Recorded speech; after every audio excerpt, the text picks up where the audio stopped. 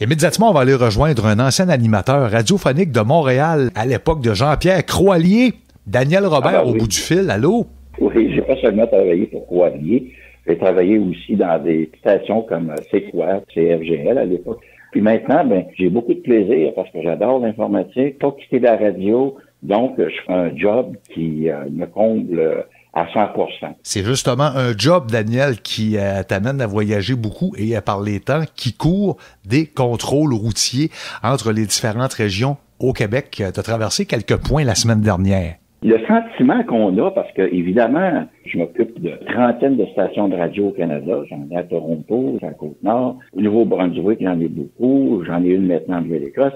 Il faut avouer une chose, Jean-François, c'est que au cours des dernières années, les radiodiffuseurs et les gens qui travaillaient pour la radio, on a senti un petit peu qu'on était moins essentiel qu'on l'était auparavant, alors que toute mauvaise chose, c'est qu'on s'est aperçu que le réflexe naturel des individus partout sur la planète, c'était d'aller écouter la radio bien avant la télévision et bien avant de lire les journaux. Alors, on est redevenu un service essentiel et c'est pourquoi j'ai pu aller faire des réparations dans les stations de radio que je m'occupe à travers le Canada. Point de contrôle, quel genre d'expérience que ça fait vivre? Évidemment, ce qu'on demande à notre radiodiffuseur de nous envoyer une attestation comme quoi ils ont besoin de nous pour faire des réparations. On a notre attestation imprimée et tout ça. Ma première expérience, je l'ai vécue entre le Québec et le Nouveau-Brunswick.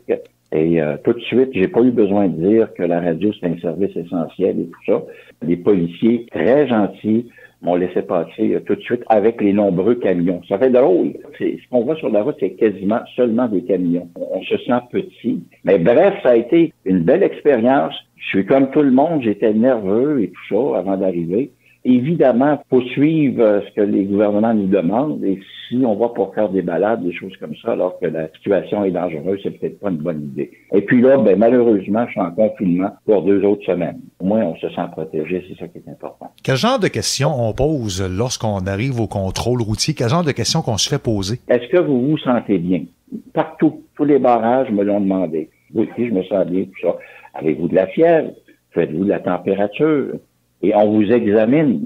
On pourrait mentir, mais il y a des choses qui mentent pas non plus. Si vous avez, par exemple, des symptômes genre la bouche sèche, les yeux qui semblent pleurer et tout ça, là, le policier va vous demander de faire un examen plus exhaustif.